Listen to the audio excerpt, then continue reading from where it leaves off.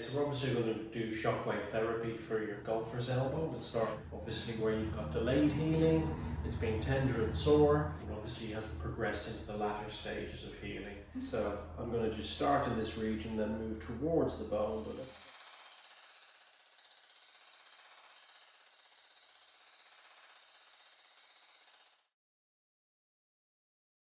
How does the shockwave work on my golfer's elbow? So obviously you've got delayed healing, you're stuck in the inflammatory phase, and this is going to send shock waves into the injured tissue, stimulating the body's natural healing. And what would it feel like? What does the treatment feel like? It can be uncomfortable, definitely, but I can tweak the parameters to keep it at a level that's about moderate, 5 out of 10. How many sessions, how many treatments would I need with the shockwave?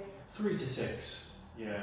But we'd certainly be reassessing them between, and we just don't do it in isolation. It's part of the whole treatment package. It's a very good way to stimulate healing.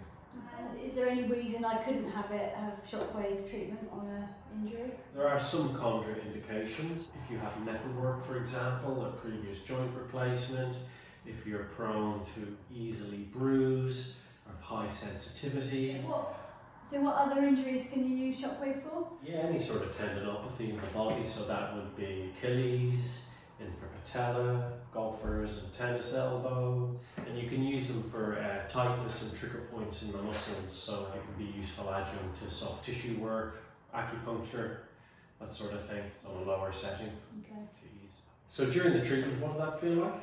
Yeah, it was actually quite sore on the area, and it is a bit red now, and it feels a little bit warm. It was more sore than I expected, and it was noisier than I expected, but once you got used to the feeling of it, it almost feels like hammering almost on the area. Once I got used to it, the pain reduced quite significantly, quite quickly.